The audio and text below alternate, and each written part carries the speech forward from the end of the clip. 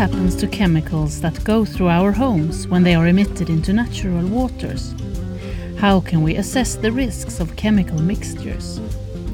FRAM is a research center located at University of Gothenburg trying to answer that.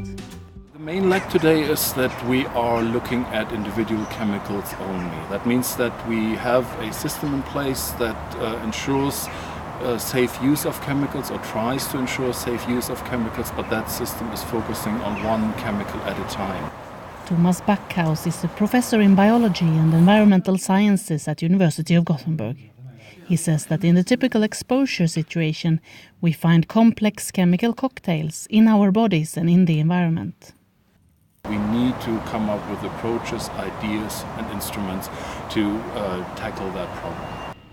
In the early days of chemical industry, we used much less chemicals, and they were focused to where the production was, mainly to factories and their surroundings. Nowadays, the emissions from these big facilities has been much reduced, and today we have multitude of chemicals that goes through our homes, through our consumption patterns, and we have much less grip about that.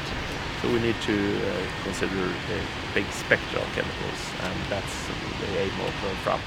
I think what we are hoping to achieve is to get a better understanding about how chemical mixtures are working, but also to explore the possible options in terms of policy instruments and in terms of improving regulation in order to ensure human health and environmental safety.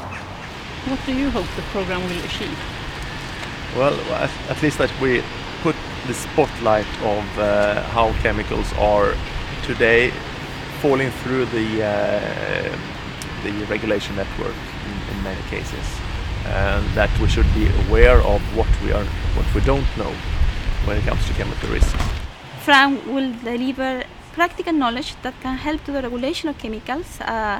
It will also investigate cases in different parts of the world, accounting for differences that can affect the choice of regulation.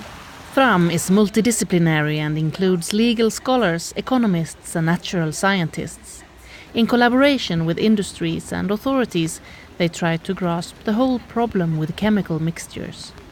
So FRAM is important because it will provide policymakers with relevant knowledge that can lead to actual improvements in environmental quality, and will help to achieve the goal of living in a non-toxic environment.